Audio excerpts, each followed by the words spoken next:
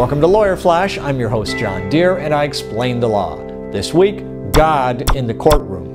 More and more Americans are becoming concerned that religious law is seeping its way into America's courtrooms and that the average citizen will one day find themselves subjected to laws of religions they don't believe in. Today, we shed some light on that topic.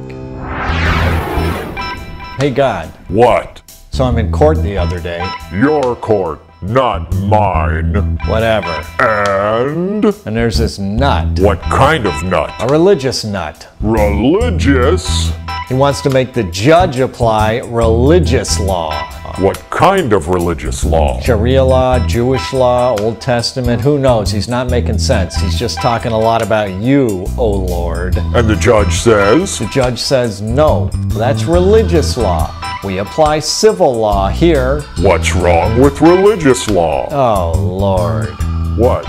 What? You said my name. Oh, it's an expression. Oh. So what's wrong with religious law? We have this little thing called separation of church and state. Laws are made by people. Legislators pass them.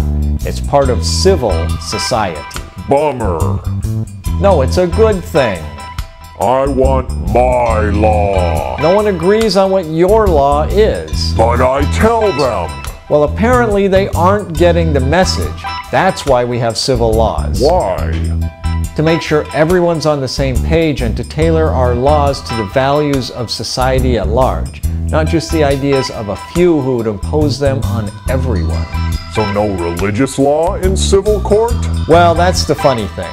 What's funny? Actually, there's a lot of religious law in civil courts. Really? Some people have private agreements, contracts that call for them to be interpreted under religious law. Contracts? Yes, you can enter into a contract with someone and choose any law you want. It happens a lot in foreign contracts. The courts will enforce my law? As long as it's not too crazy, they have a term for that. For what? For when a law is too crazy to be enforced. What is it? They call it void against public policy. Void. I like that. So if a contract says a husband doesn't have to pay child support under religious laws and the couple gets divorced, he has to pay anyway. Bet your ass he does. He's not getting away without paying child support. Wow. And there's another way religious law seeps into civil courts. How?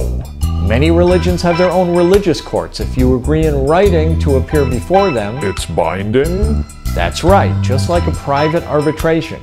You take the award from the religious court and the document agreeing to appear before them, and you go to civil court and they'll enforce it. Unless it's crazy. It has to be really crazy to get out of that one, like imposing a stoning or something. People are so funny. Yeah, whatever. Funny. Hey, listen, God, I gotta run. It's been nice chatting with you. You too. Come again soon.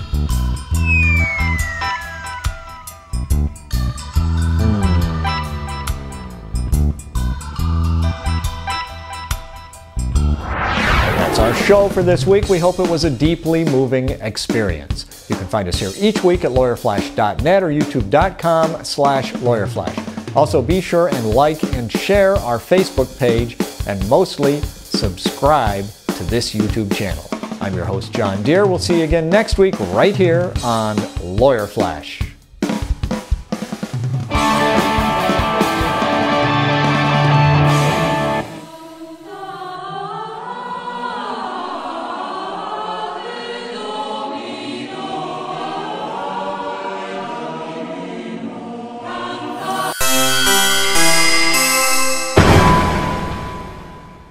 Be sure and check out these other exciting Lawyer Flash episodes.